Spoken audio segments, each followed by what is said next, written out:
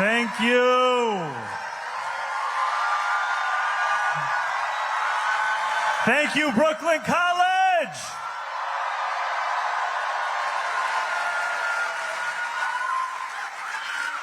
What an honor. What an honor it is to be here with you today.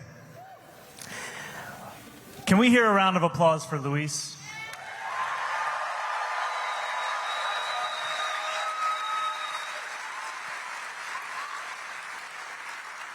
And a round of applause for incredible elected officials that we have here from the city, the state, the federal level who are here with us tonight.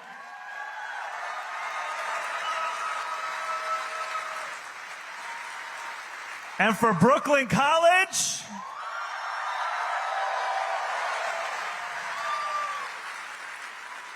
And when I sit next to Senator Sanders, I always have to ask, is labor in the house?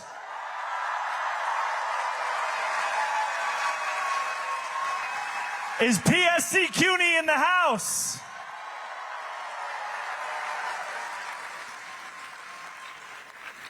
I cannot begin my remarks this evening without first acknowledging PSC CUNY and the incredible members that we have here.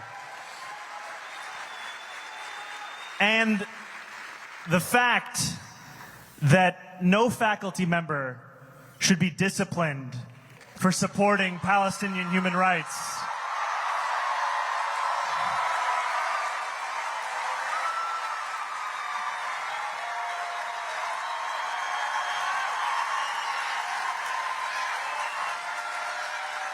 And I want to thank PSC CUNY for standing alongside their rank and file.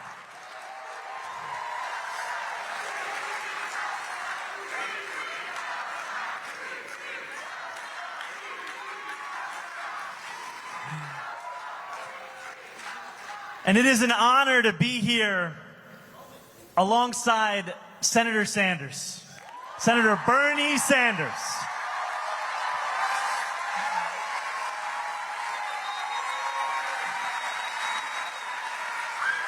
And I just want to share what Bernie has meant to me. It was Bernie's campaign for the presidency in 2016 that gave me the language of democratic socialism to describe my politics. And it was Bernie's Queensbridge rally on October 19th, 2019.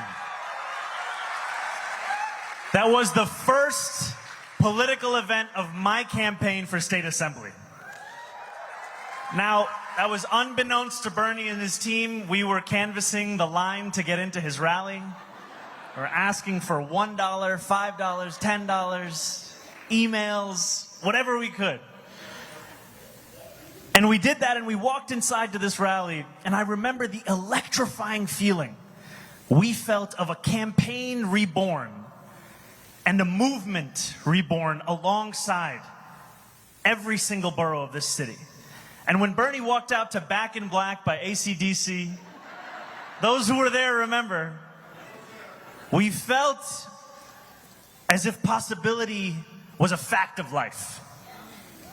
And his campaign continued to inspire so many of us. And as I ran for state assembly for the many months beyond that, we continued to look to him and his campaign and his vision as the compass for the work that we wanted to do in electoral politics. And we knew that while everyday New Yorkers did not care very much for a New York State Assembly race, that if we just had a watch party for a Bernie debate, we could finally get them. We could just get them if we said it was about Bernie. And I share this because I know that for so many here, it is a similar story. It is a similar story of seeing yourself in a movement, in a campaign, in a politics that you were told for so long was impossible to find.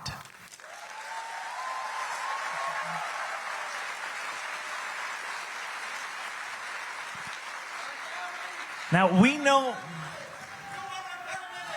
brother, I'm here with another Democratic Socialist.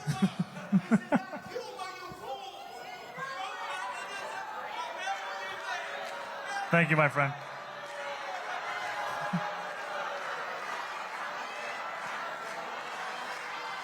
You know that something has changed when it's not enough to call us Democratic Socialists anymore. Because he knows what we know, which is that the fight for each and every person to live a dignified life is a fight that is very popular across this country.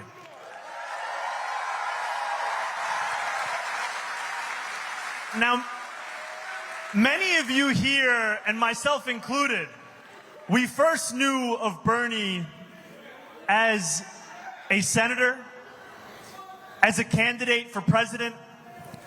But before that, Bernie was the mayor of Burlington. A 4-term mayor. And in the same year that Ronald Reagan won, not just the presidency, but the state of Vermont, Bernie was in his 30s, a Democratic Socialist, running against someone who had been powerful and well-known for years, an opponent who struggled to pronounce his last name. There are some parallels. And Bernie won that race by 10 votes. And then he won again, and he won again, and he won again. And the motto of not just Bernie's campaign, but governance, was Burlington is not for sale. And it is a motto that drove the work that he did when he fought back against corporate greed to transform the Lake Champlain waterfront not simply into testaments to profit, but instead a living, breathing testament to what is possible for investing in working people. When he fought for affordable housing, when he took on a broken property tax system, when he continued to show what it looked like for city government to understand dignity as its responsibility. That is how Bernie fought. And we know that in that motto of Burlington is not for sale, we see echoes in our own struggle today, where we have to say that New York City is not for sale.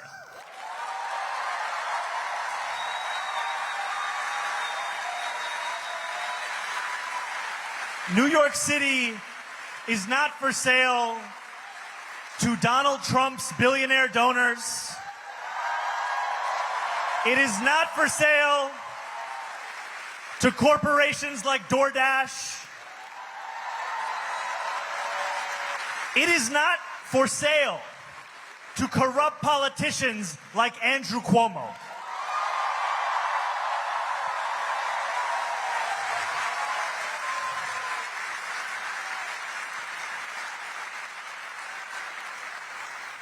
And Bernie has continued to lead in this movement, going from Burlington is not for sale to fighting back against oligarchy coast to coast in this country. And that fight, not just against oligarchy, but for democracy, is a fight that has energized tens of thousands of Americans across this country.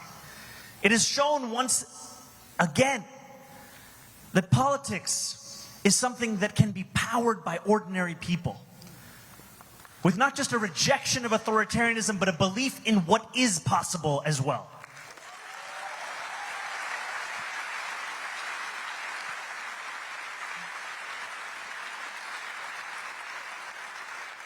And we know that that oligarchy has an impact right here in New York City. We know it does because when Donald Trump ushered through his so-called Big Beautiful Bill,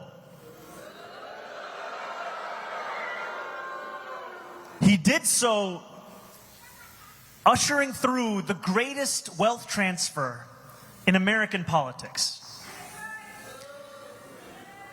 His legislation will throw millions of New Yorkers off of their health care. For a man who campaigned on cheaper grocery prices, it will cut SNAP benefits for the hungriest among us. And all of this to give more money to those who already have more than they know what to do with. That is the fight that we are seeing taking place here. The interconnectedness of an attack on working people, all to enrich those same billionaire donors that gave us Donald Trump's second term. That is the fight that unites us across this country in this moment. A fight where we make clear that this is a city where we will choose our own mayor.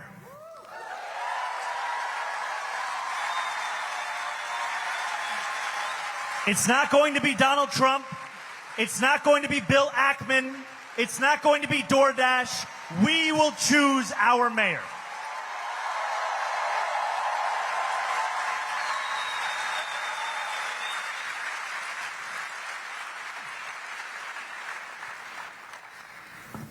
And we know that this fight is not an easy one. It was not an easy fight for Bernie when he led Burlington. It was a fight that took every single thing, every single day.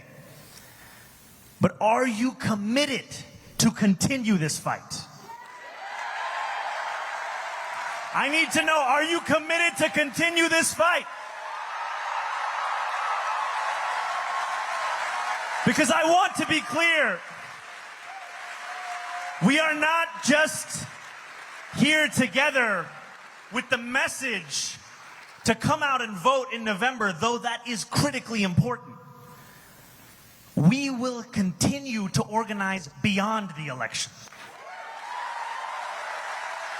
We will continue to organize because we have an agenda to win. The promises we have made are promises we must keep. And so together we will freeze the, make buses fast and deliver universal.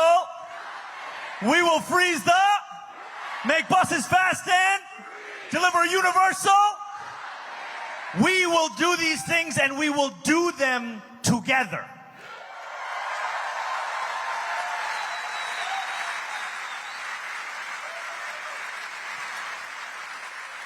If anyone tells you that after you cast your vote, you have done your job, tell them it is just the beginning. It is just the beginning. Because in a city where 1 in 4 are living in poverty, in a city where for the 9th consecutive year 100,000 children in our school system are homeless, in a city where 500,000 of those children go to sleep hungry every single night, it will take all of us to ensure that dignity is not only possible, but it is a reality for each and every New Yorker.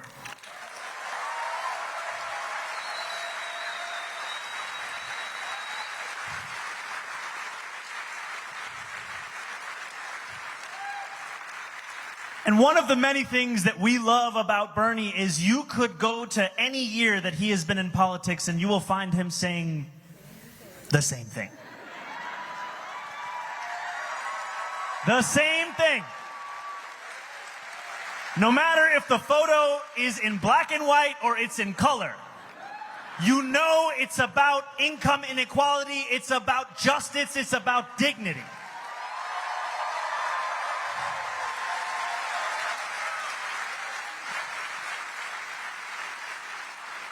But today, Bernie said something to me that no man is an island. We are all in this struggle because someone brought it to us. And as we remember that, we must know that now it is also our turn to not only join this struggle, but to lead this struggle. It is a time for all of us to see ourselves as the people who could deliver the world that we deserve. And in this moment, we must make clear, this is an intergenerational struggle. This is a struggle, not just for some, not just for the young, not just for the few, not just for those in the beginning of their lives and their careers. This is a struggle for everyone.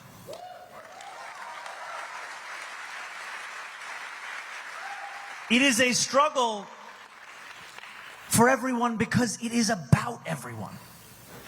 We talk about our vision. It is a vision of universality.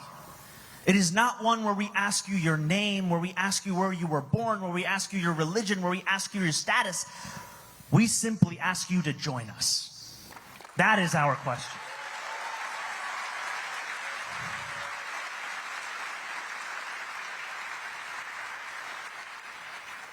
And so it is an honor to be here alongside an icon of our struggle.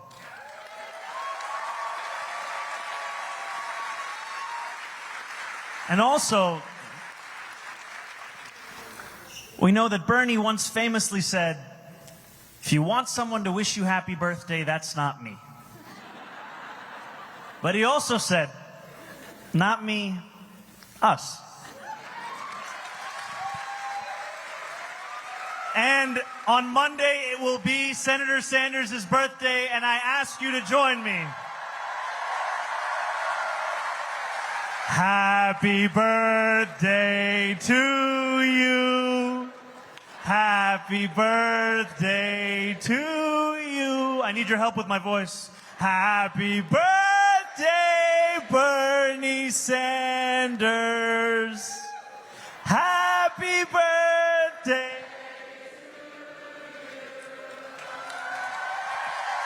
And now the senator from the great state of Vermont, Bernie Sanders.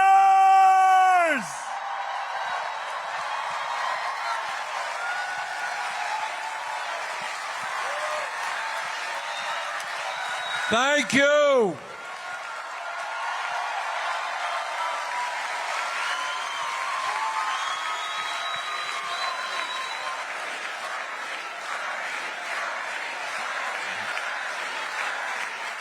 Thank you very much.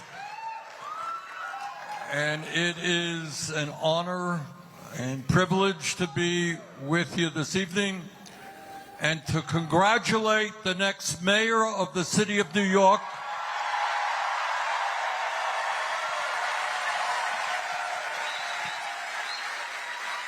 on an extraordinary campaign. This guy started at 2% in the polls, and he blew away the opposition. And what was most extraordinary about his primary campaign and the campaign he is running right now is his campaign is not ugly 30-second TV ads. It is a grassroots movement, which you have been part of. I don't know, Zohran, if it's a world record or not, but having 50,000 volunteers in a mayor's election, pretty good to me.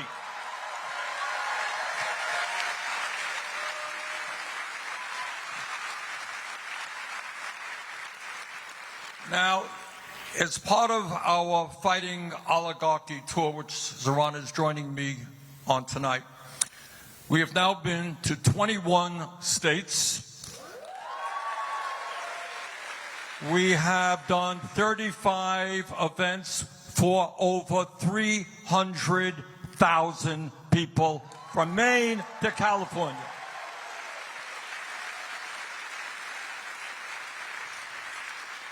And what I can tell you without any fear of hesitation is the American people in red states and in blue states do not want to live in an oligarchic society. They do not want to live in an authoritarian society. They do not want the White House to be practicing unprecedented kleptocracy. And they sure as hell do not want to see a continuation of the oligarchs' war against the working class of this country.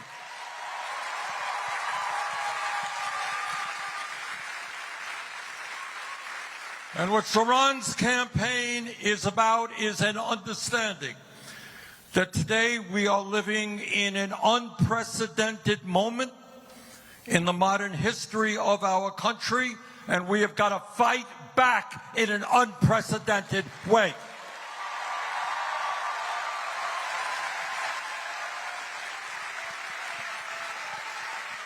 So let me say a few words. Let me just say a few words about what's going on in this country. Thoughts I think you're not going to see in corporate media, you're not going to hear in the halls of Congress. Today in America, we have more income and wealth inequality than we have ever had in the history of America. Zohran just talked about children in New York City and in Vermont who are hungry, people who are homeless, and yet the wealthiest 1% have never had it so good.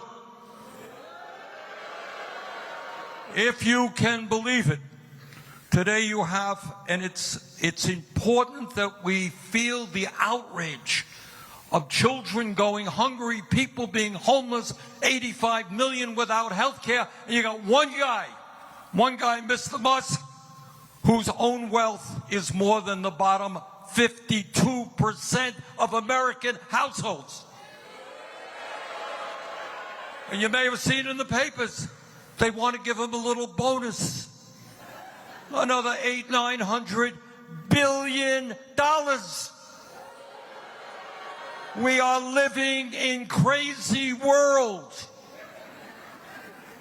Millions of people struggling to put food on the table, and making one guy a trillionaire is insane. Not what this country is supposed to be about, and we are not going to allow that to happen.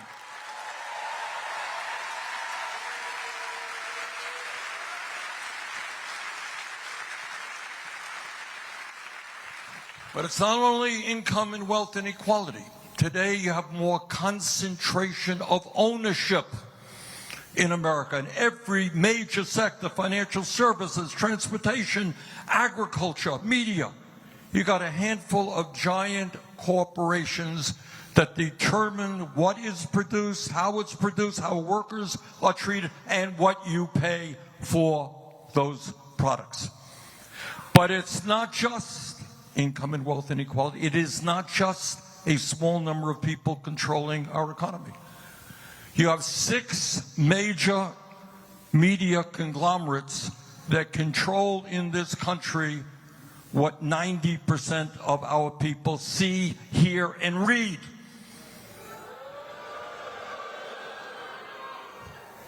It is not an accident, brothers and sisters, that Mr. Musk owns Twitter.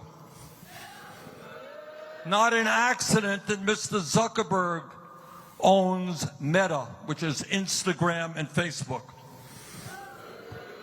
Not an accident that Mr. Ellison recently bought Paramount, which owns CBS. Not an accident that Jeff Bezos owns the Washington Post and Twitch. Not an accident that our good friend Rupert Murdoch owns the New York Post, Wall Street Journal, and right-wing publications all over the world. Bottom line, never before in American and, in fact, world history have so few people had so much wealth and economic power. And with this development of AI, which is a whole world unto itself, they're going to have, unless we stop them, more concentration of ownership and more power. But it's not just the economy that these guys control. And that is what we're seeing and what makes this particular campaign of interest worldwide. These guys control, especially since the disastrous Citizens United Supreme Court decision, we have a situation where it is perfectly legal for billionaires to set up super PACs and spend hundreds and hundreds of millions of dollars supporting candidates who will protect the interests of the rich and defeating candidates who are trying to represent working families. So in other words, what you are seeing now is an oligarchy with enormous economic power and enormous political power in both political parties.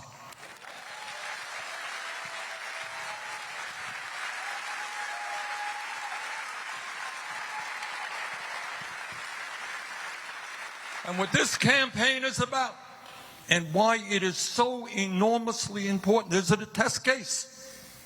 It is a test case of whether or not democracy is still able to prevail.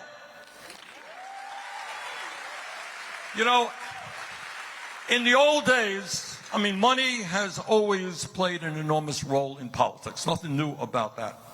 But in the old days, they kind of kept it secret. Right now, you got people like Bill Ackman and others saying openly, front pages of the newspapers, we will spend as much as it takes to defeat this guy.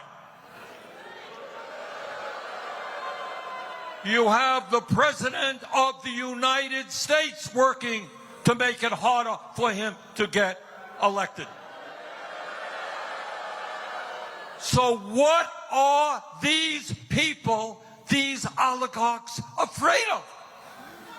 Seems to be a nice guy, dresses very nice, beautiful smile.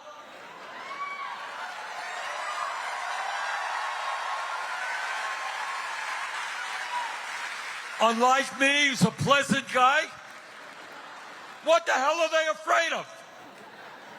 And what they are afraid of, brothers and sisters, is not only the question of bringing justice to New York City. You know what they're afraid of?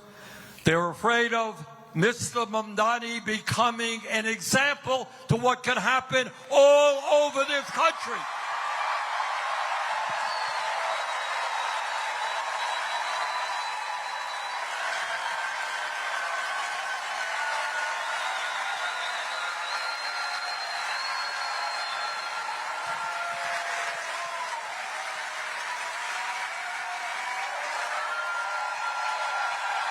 That's what this campaign is about. They are scared to death. If 50 or 70,000 people in New York City can get involved in the political process, that means that millions of people coast to coast can get involved and elect progressive leaders. That's what this campaign is about.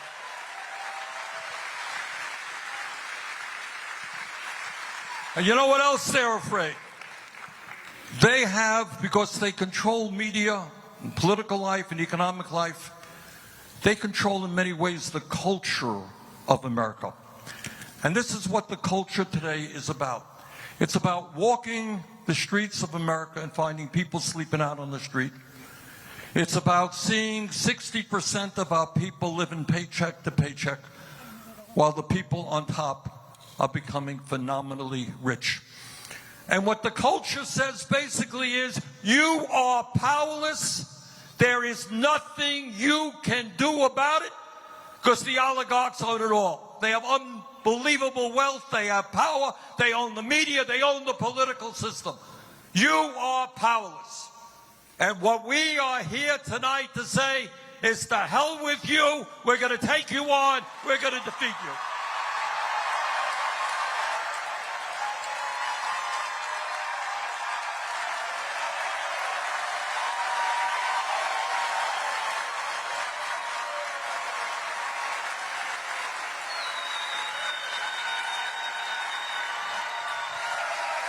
That's what this campaign, and that's what fighting oligarchy is about. They want to tell you that we cannot change this incredibly unfair and unjust status quo. Think about what Zohran is campaigning on. Every psychologist in the world tells us that 0 through 4 are the most important years of human development, right? And in Washington, I hear all of my colleagues, they love America. Oh my God, got big flags all over the place. Well, if you love America, you love the children of America. If you love the children of America, you don't have hungry kids in Vermont or New York City. And you don't have a broken and dysfunctional and unaffordable child care system. Oh my God, what a radical idea to say that parents and kids should have good quality child care. Oh, how radical you are. Oh my God. All over this country, in Vermont, in New York City, people cannot afford their housing. Now, it's a funny thing. I did some calculations. I grew up, as some of you may know, about a mile away from here.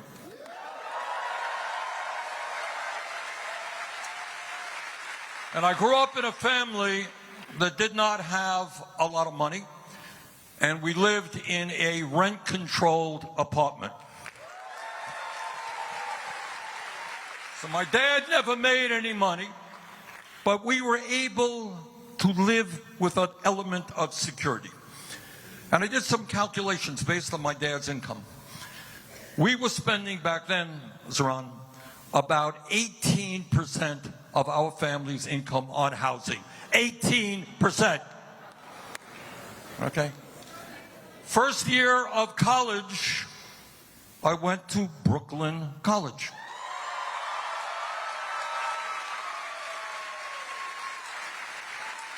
If my memory is correct, and my brother graduated from Brooklyn College before me. And when he graduated, do you know what tuition was in Brooklyn College? It was zero. It was zero in state colleges in Vermont. It was zero at the University of California. It was zero in many great public colleges and universities. What a radical idea. You want to make college affordable. Unheard of. We only had it 70 years ago.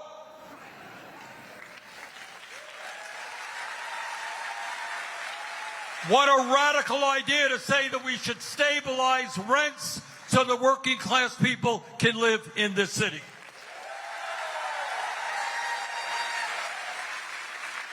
What a radical idea to say that working class families should be able to go into a grocery store in an area where there are food deserts and be able to afford decent quality food for their children. Oh man, what a radical guy he is. What's the point? The point is you've been sold a bill of goods. You've been told that this is the best America can be. You've been told that it's okay for a few to have unbelievable wealth while 60% struggle to put food on the table and pay their rent. You've been told that it's okay that we got kids all over this country who give up the dream of a higher education because they can't afford it and don't want to go deeply into debt. You've been told that it is okay for working class parents to have to spend 30–40% of their limited incomes on child care. That's what you've been told. Well, what Zohran is telling you and what I am telling you tonight, that is a crock of dash.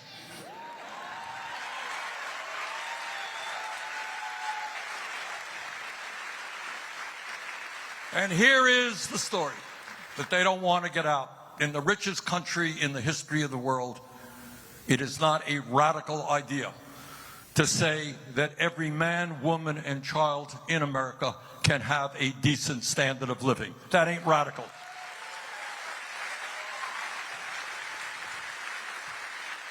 It's not radical to say that we can have a vibrant democracy by getting rid of Citizens United and moving to public funding of elections.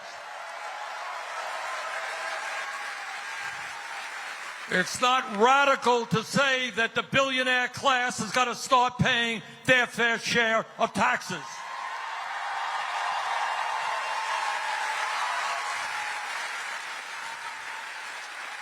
It is not radical to say that health care is a human right, not a privilege. And that we should not be the only major country on earth not to guarantee health care to every man, woman, and child. It is not radical to say that we should have the best educational system from child care to graduate school in the world.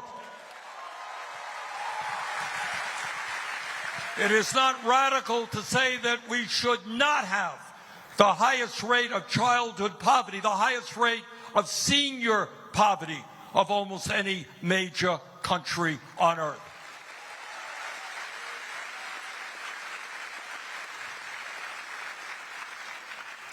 And by the way, it is not radical to say that we should have a foreign policy based on humanity and based on justice.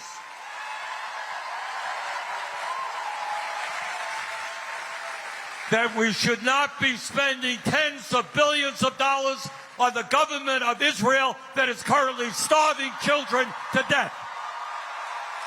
That is not radical.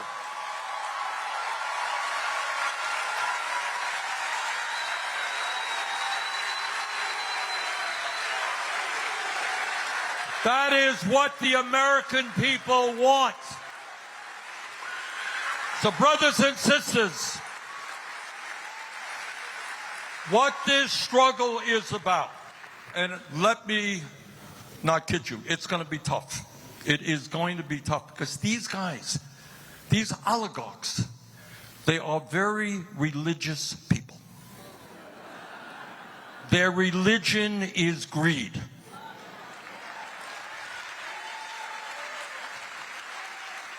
You would think that if you had a couple of $1 billion, it might be enough.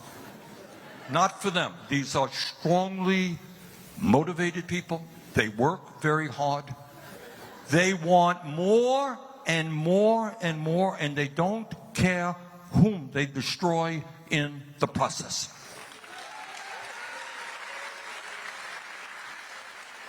So they have the wealth, they have the power. But you know what we got? And that's what Zohran's campaign is showing. We have the people.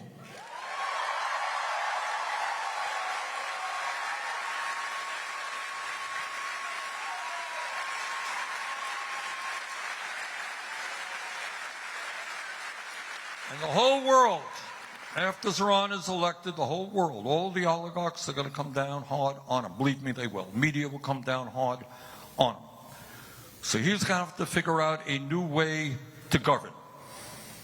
And you are going to be an integral part of that governing.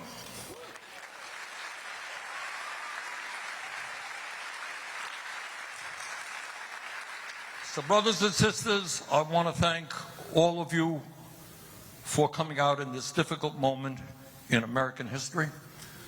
And I want to remind you what you already know. What's going on here in New York City in this campaign is being watched all over America, all over the world.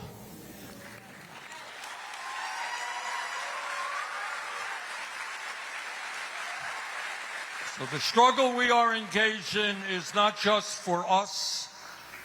It's not just for our kids. It is for the future of this planet. It's for the future of democracy. This is a fight we cannot and will not lose. Thank you very much.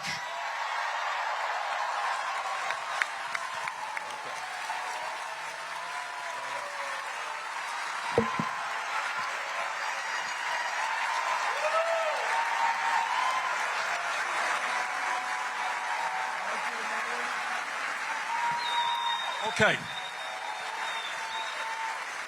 Okay, we have, Faz, raise your hand. Socrates, where are you? Jeremy, okay. We have a couple of mics going out there. We have time for a few questions. make your question short and direct it to either Zohran or myself. Okay, I see you. Yes, right up here, ma'am. Yeah, stand up. Wait for the mic. Be loud. Hi, I'm a teacher. My name's Heather, and this is my 23rd year teaching. I moved here in 2016, so I'm part of Tier 6. So I was just wondering what your plan was to help Tier 6 people, get better retirement.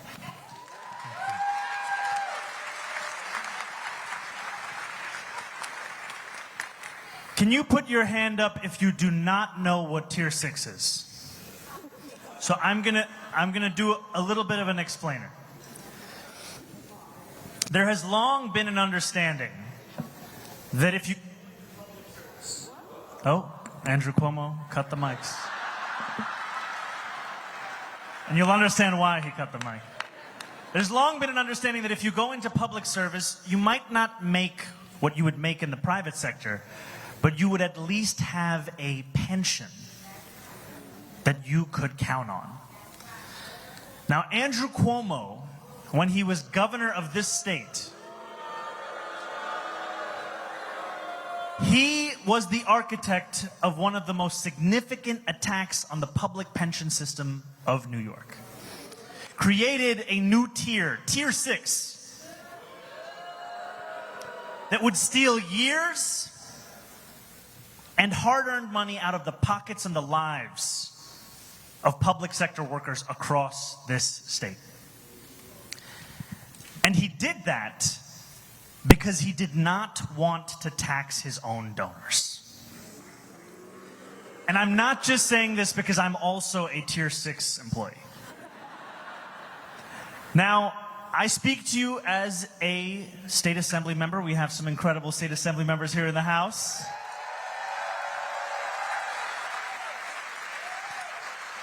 Albany is a place where when the mayor comes, they have one of the biggest megaphones you could ever find. And the mayor's agenda is one that can influence what is considered important, a necessity, urgent, or what can simply be pushed along to another year. And one critical part of my Albany agenda, it's not just going to be winning the revenue to make buses fast and free, to deliver universal childcare. It's not just going to be tackling a broken and inequitable property tax system. It is also going to be finally undoing the crisis of Andrew Cuomo's making and fixing Tier 6.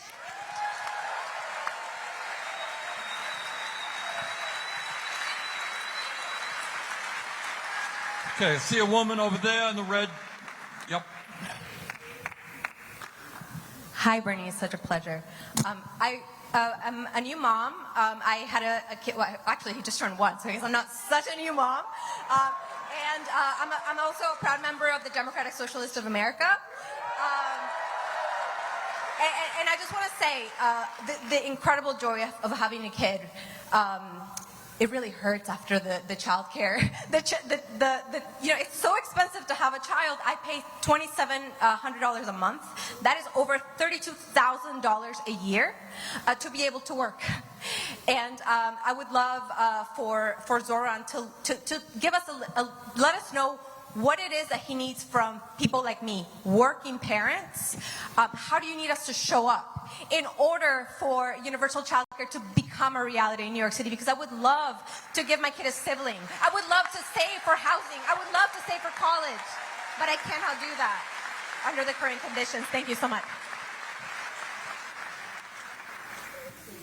You know, Bernie was saying earlier that we have to feel the depth of these statistics that we often grow numb to.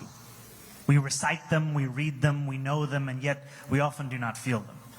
How much money did you say you spend a year on childcare? Over $32,000. Over $32,000. That is more money than if Deanna sent that same kid 18 years from now to Brooklyn College. That is more money. And that is why, after housing, childcare is the leading cost that is pushing New Yorkers out of this city. pushing them out of this state. Now, there will be many who will say that an agenda that seeks to meet the needs of working people is too ambitious.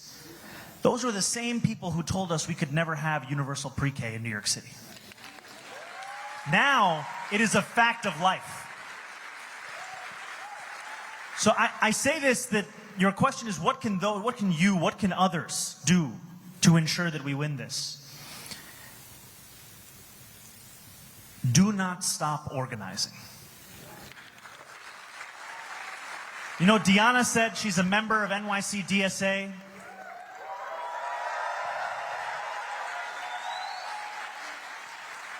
It's an organization that has a few members that are here. It's an organization that I've been a member of. And it's an organization that's also tabling right here at this event. And if you don't know more about it, you should go and talk to them. And I would tell you to join an organization, join DSA, join any organization that continues to remind you that you will be the ones to deliver this change. Because there's, as Bernie has said, there are myths we have been told about our politics. Myths about waiting and trusting the experts. But when you ask the experts to show their work, it is the life that we live today. It is time for people to understand that politics is not something that we have, it's something that we do. And for people to understand that all of you in this room, we are all leaders together. And the only way that any one of us has any semblance of power when we are inside a room is if we can point outside the room and say, you don't want to talk to those guys. You don't want to talk to the people across this city and this state who are demanding this. That the demands we bring forth, they are not just our own personal fixations. They are reflections of the needs of working class people who are unwilling to wait any longer.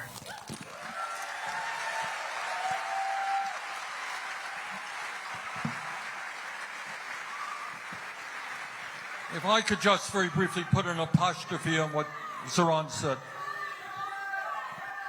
Well,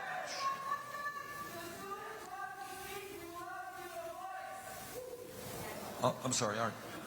What I just wanted to say in terms of the woman's point, we have got to not only change our national priorities. I'll give you an example. In Congress right now, I will vote against a $150 billion increase in military spending. But can you imagine, at a time we already spend more than the next 10 nations combined, $150 billion for Trump's military, but apparently we don't have enough money to provide quality child care to our children. We must not ever for 1 second accept that. That is insane. All right? Okay. Let's go over here. Gentleman right here. Yeah. Vajagara.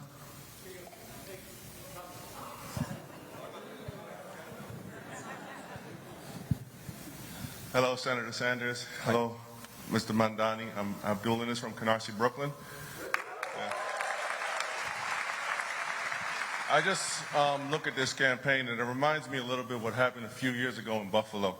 A lady by the name of India Walton ran. She ran and she defeated the Democratic incumbent. Right. But somehow that Democratic incumbent ran as an independent, and I've heard some schemy things were going on. He was able to somehow retain his seat. And it's almost like deja vu right now with Governor Cuomo. Well, Andrew Cuomo right now, who's you defeated, but he's back as an independent. And I don't know if it's a Democratic Party of New York. It seems like it's going on all over the country. I think Seattle, some lady named Wilson is winning and doing great. So how do we make sure that something not like this doesn't happen again, and it's just straight up, you win and have fair elections?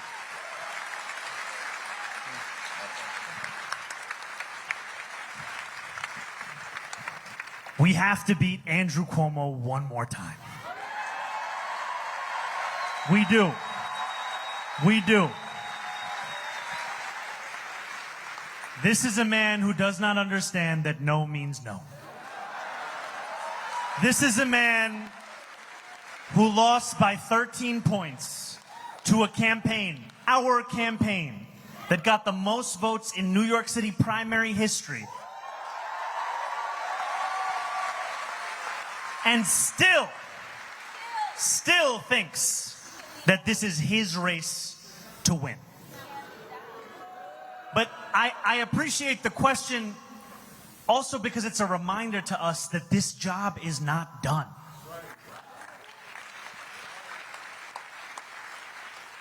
The best way to prepare for January is by winning a mandate in November. And we will face an incredible amount of money being spent against us. We will face smears and slander. We will face the kind of opposition that we have not yet seen in this city. And yet we know that we have all the same ingredients that defeated those same things in the primary. So, what my ask is to each and every one of you, we do not ask for your money because we are finished fundraising. We ask you for something more valuable. We ask you for your time. Can you put your hand up if you've canvassed for this campaign? This is beautiful. Now, I would ask you to come and canvass again. I would ask those of you that didn't raise your hand to do so, to join us, because it will be people, the likes of which we have not seen. 52,000 volunteers in the primary. We are going to get to 90,000 volunteers in the general.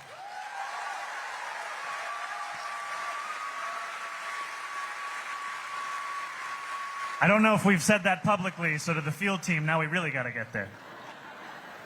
We're good? 90,000. We knocked on 1.6 million doors and made 2.1 million phone calls. And now we have to do it again. And I want to just say one last thing on this, which is that we know that Senator Sanders' politics, the vision, the ethos of this campaign, it's not just specific to Democrats. It speaks to people across party lines. On Election Day, I was outside Maria Hernandez Park in Bushwick. And I was walking, it was about 6 or 7 p.m., and I had, like many candidates, convinced myself this was the end. We were going to lose. And in that spiral of anxiety, a man came on his motorbike. He took off his helmet. I had no idea what he was going to say. He said, "Can I get a selfie?" I said, "Brother, have you voted?" He said, "I was told I can't vote in a primary." I said, "Who told you that?" I said, "Give me your driver's license. Let's look up your voter registration." He was a registered Republican. He's 18 years old, registered Republican. And I said, "You can't vote today, but if we win, you can vote in November." I tell you that story because there are so many other New Yorkers just like him who see themselves in this campaign, see themselves in this struggle, and they need someone to knock on their door, to call their phone, to let them know that they have a place in this movement because they have a place in this city. That's what we need to do. I want to, if I might, I want to add a point to that very good question. Maybe a little bit out of place here, but I want to do it. I find it a little bit strange that when we have a candidate who competed very hard against a number of other people in the Democratic primary, my understanding is you won that primary. Is that correct? My understanding is you are the Democratic Party candidate for mayor of the city of New York, correct? Now, apropos of that question, I find it hard to understand how the major Democratic leaders in New York State are not supporting the Democratic candidate.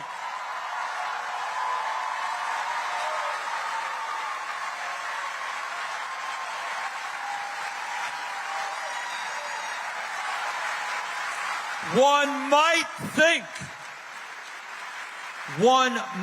think that if a candidate starting at 2% in the polls gets 50,000 volunteers, creates enormous excitement, gets young people involved in the political process, gets non-traditional voters to vote, Democratic leaders will be jumping up and down.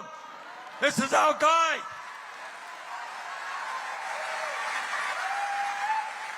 So we got another fight on our hands, and that is the future of the Democratic Party.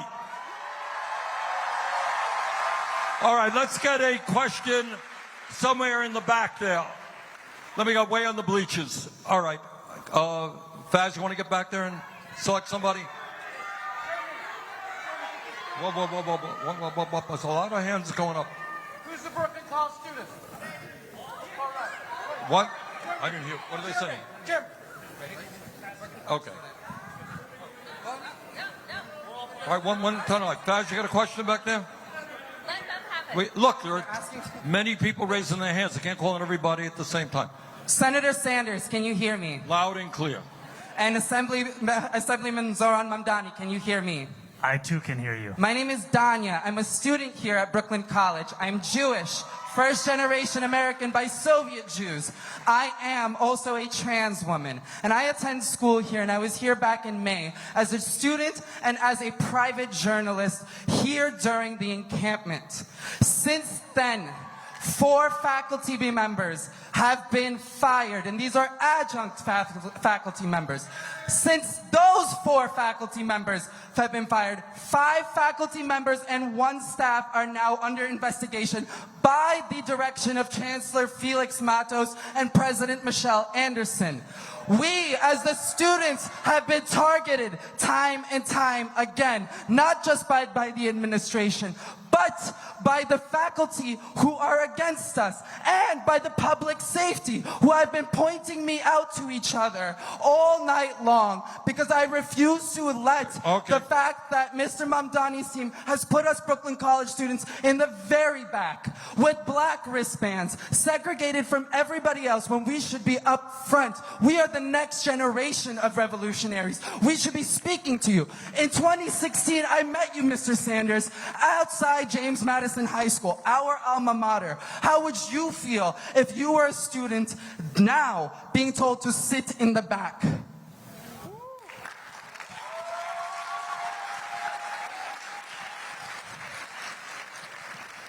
Thank you. Thank you for bringing this up. And I want to first address the points that you raised about the faculty members, about the repression. And the reason that I began my speech in solidarity with PSC, can you all stand up if you're a PSC member? Can you stand up if you're a student of Brooklyn College?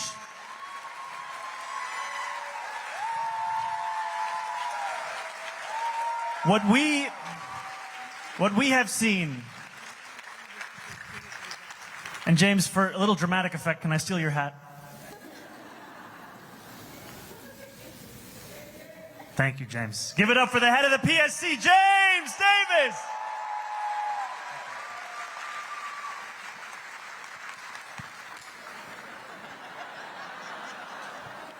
I have a very large hat.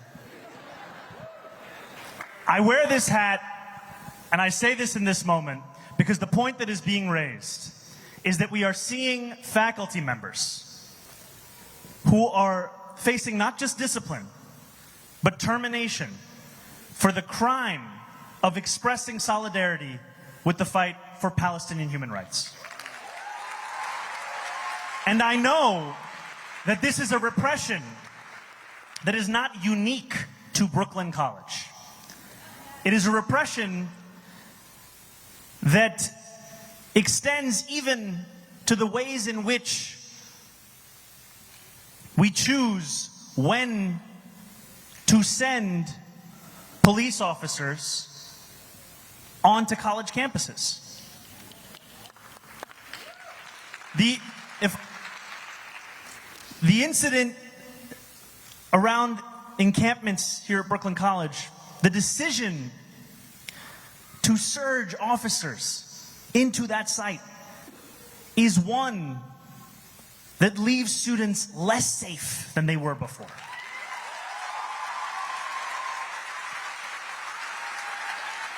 And that is why I have said, as a mayor who will live up to Eric Adams, of all people's statement in 2021, that New Yorkers need not choose between safety and justice, that I will be committed to delivering actual safety, not to the use of the term as a means of repression.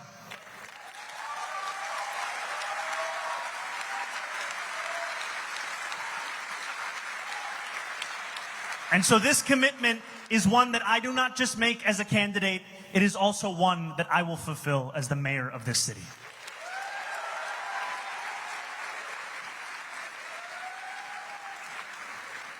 Okay, let's try this section over here.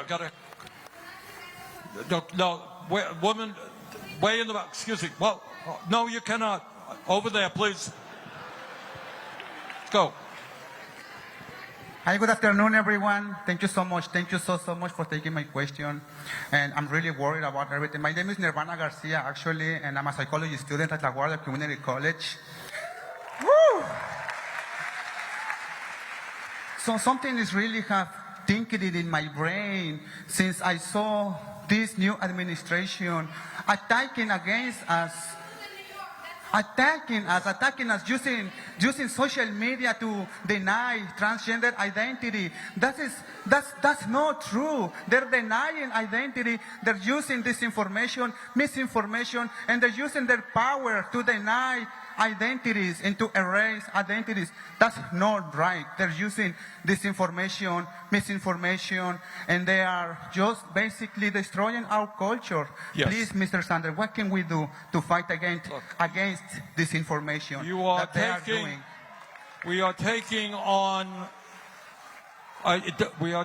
on a demagogue, and the demagogues do several things. One of the things they do is engage in the big lie. They lie all of the time. They lie all of the time. And they, with their big lie, whether it is in vaccines, whether it's what happened on January of 2021, whether in fact Trump won the election in 2020, they engage in big lies. That's what demagogues do. And we've got to fight them every way that we can. And one of the good things is I am seeing on the internet a lot of young people doing podcasts right now who are talking truth to power.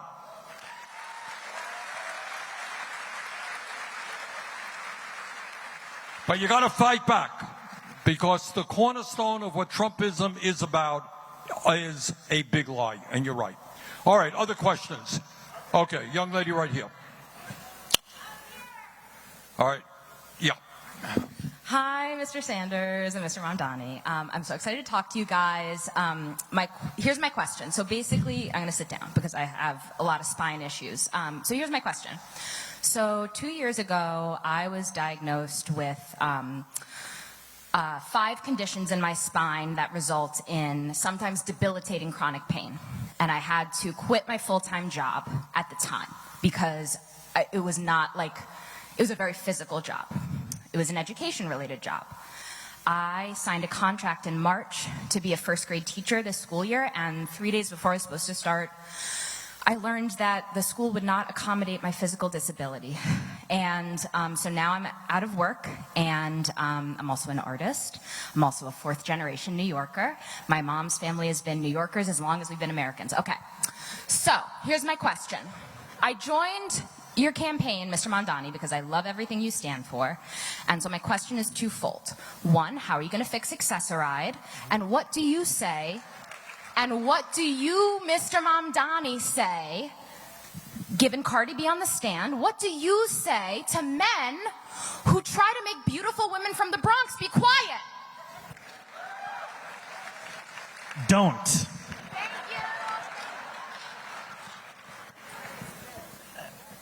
You know, and I think I have to say that every time I sit and talk to Senator Sanders, he will always bring up healthcare.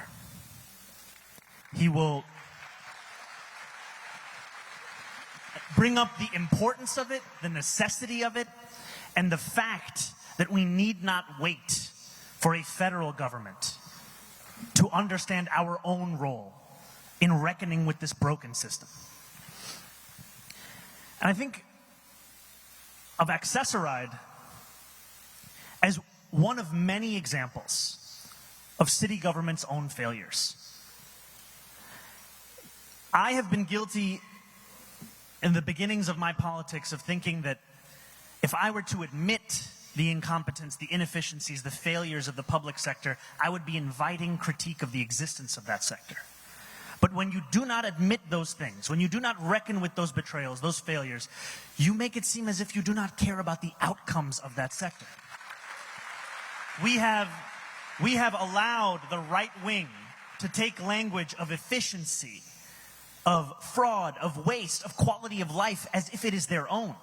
It should be the cornerstones of progressive politics. And so to your point, Accessoride, we can even go further with how so many New Yorkers get around New York City. More than 1 million ride the bus. We have to reckon with the failures. And one of the first things I will be doing when I get to City Hall, with the help of each and every one of you, is to audit the entirety of the work that we do and that we fund. Because we need to deliver excellence. We need to ensure that public transit, that Accessoride, these are not the things that only those who cannot afford something else turn to. We need to make them so good, so reliable, so dependable that no matter how much money is in your pocket, you say, I'm going to use this. That's what we have to do.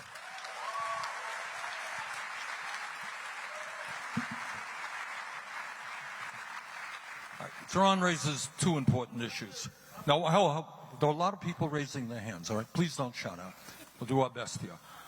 But just I want to comment on one point, and I want everybody to understand this in their souls. You are living in the only major country on earth that does not guarantee health care to every man, woman, and child.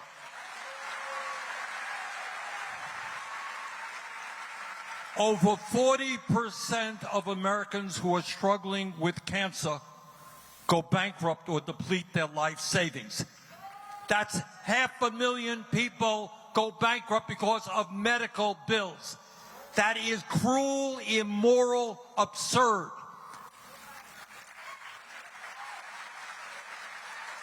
And despite all of that, we're spending, talk about efficiency. We're spending twice as much per capita on health care as the people in any other country.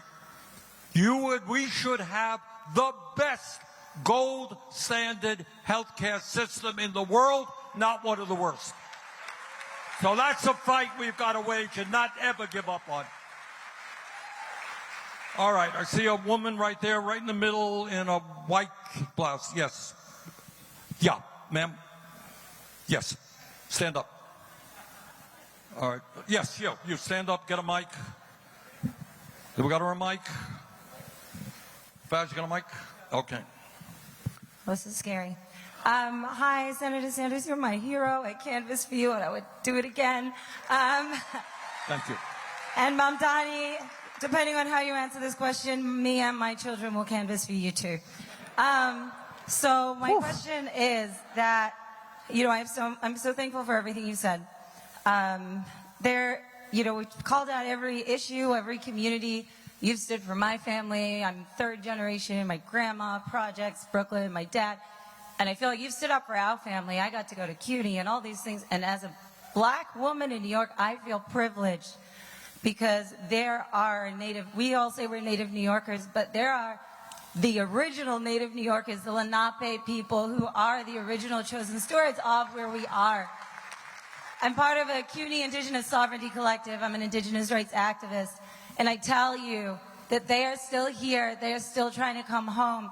We talk about the kids here, but what about the kids from here? How are you going to help them get education? How are we going to provide housing for them? You know, they are the first people who suffered from this capitalist core that we're in. Thanks. Remember, I may or may not canvass for you after this. We have to answer every question, like someone may or may not. You know, I think One thing that has frustrated me is the idea that by acknowledging that betrayal, we have then done the work of actually reckoning with it. If the entirety of our commitment to people who are native to this city, to this state, to this country is simply an acknowledgement, that is insufficient. And I have spoken often about the universal commitment that we have across this city, but it will also take a lens to understand what are the specific ways in which we have let people down. What are the specific ways in which we have refused to learn from our own history? And I will tell you with honesty that there is so much for me to learn and for so many of us to learn about the ways we can actually meet that requirement. And I tell you this because oftentimes in politics, it's seen as if we have a theory of one great person who simply has all of the ideas and they're coming to deliver us into the future that we deserve. When I was speaking earlier and I went through freezing the rent, making buses fast and free, delivering universal childcare, the idea of making buses fast and free was not my idea. It was an idea that I had given to me in a meeting with another New Yorker who was passionate about transit, Alicia Singham Goodwin. When we were having meeting after meeting about our campaign to fix the MTA, we were soliciting people for advice of what do you think we should do. And I share this with you to say that I look at you and to everyone in this crowd as the potential source of the answer to how we actually reckon with it. Because I have an interest in actually answering that question. Thank you.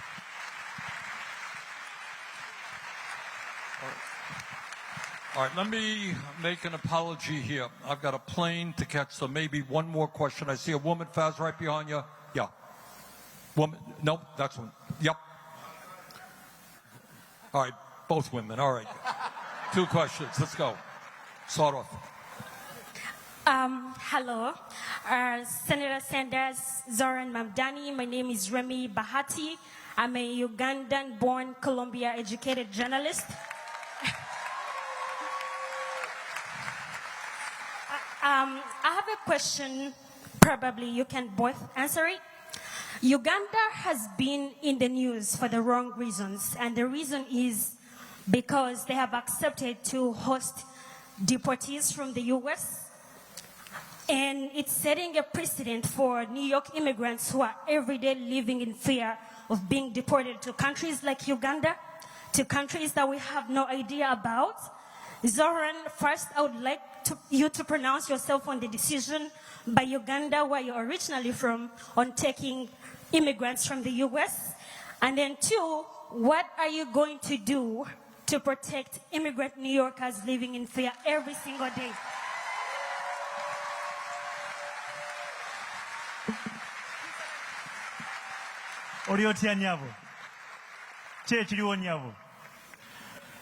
So I have to say a few words in Luganda to begin, because I'm a New Yorker, I'm an American, and also Ndimuna Uganda.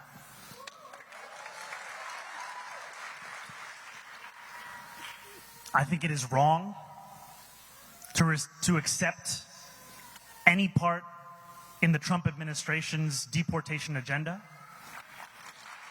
It is wrong. It should be opposed, and we should understand that the greatest responsibility is with this administration here, seeking to tear families apart across this country. We are in a city where 40% of New Yorkers were born outside of this country. I am one of those New Yorkers. And we know that while I am proud to be one of the first immigrant mayors of this city in generations, that representation in and of itself is insufficient.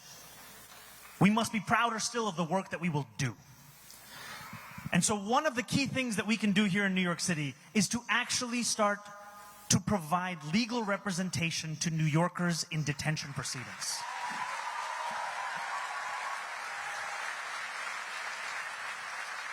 There are 10 tens of thousands of New Yorkers who are in immediate danger of deportation. And City Hall has only assisted fewer than 200. Fewer than 200. And the reason is not simply an illustration of our values that we are betraying that. It's because we know that this is effective. Just the mere act of having legal representation in that proceeding increases your likelihood to go home to your family by 11-fold. 11-fold. And so one of the first priorities of my administration will be to increase funding by tens of millions of dollars to scale up this program such that we do everything in our power to ensure that immigrant New Yorkers are not living in fear across this city.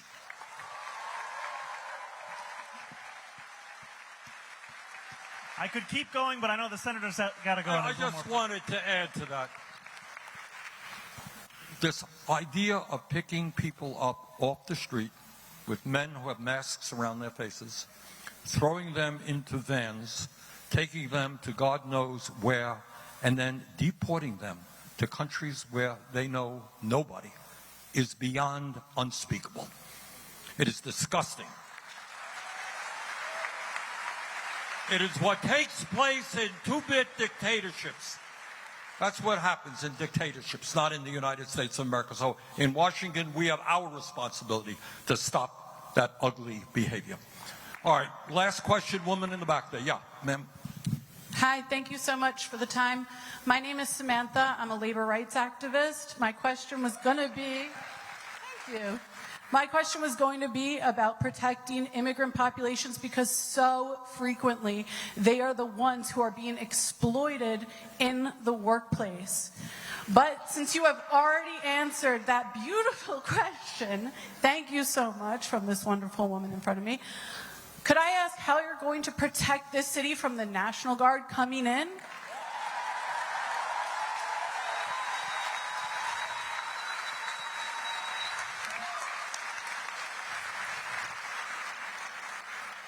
The first thing is we have to prepare for the inevitability of that deployment.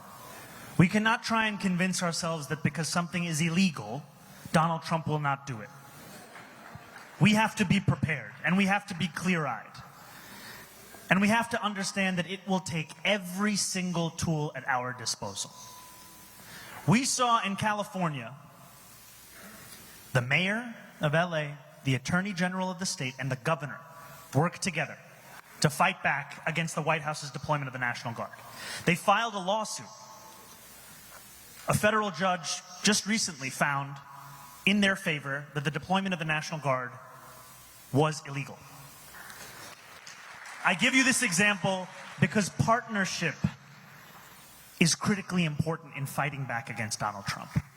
Can you imagine Andrew Cuomo working together with Tish James and Kathy Hochul to fight back against the deployment? Why would he fight back when it's Donald Trump that's trying to get him elected right now? But it's not enough to just file that lawsuit. We also have to ensure that we make clear that if Donald Trump is interested in helping New York, which is the premise of all of these deployments, of cleaning up our cities, he should undo the legislation that he has passed that is attacking this same city. Because when I meet New Yorkers, I hear from them how they already can't afford this place. I hear from them how it is further and further out of reach. And this legislation, this is going to tear the fabric of our city apart. That is where his focus should be, and that is what all of us will be fighting for.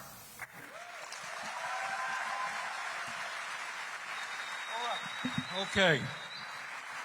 Well, listen, thank you all very much for coming out.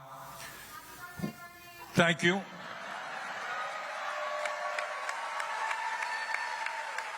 You know, getting to be 50 years of age, Zohran, it's not that easy. Pretty hard. All right. There you go. All right. Brothers and sisters, I think what we have heard tonight from the questions, from Zohran, from me, these are unprecedented and difficult moments in our history. But you know what? This country has gone through difficult moments in the past. The essence of Trumpism is dividing us up.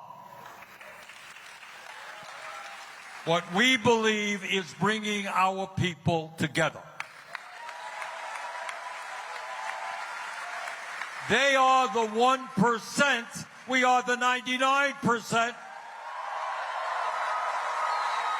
Let us stand together, let us defeat oligarchy and make New York and America the places we know they can become.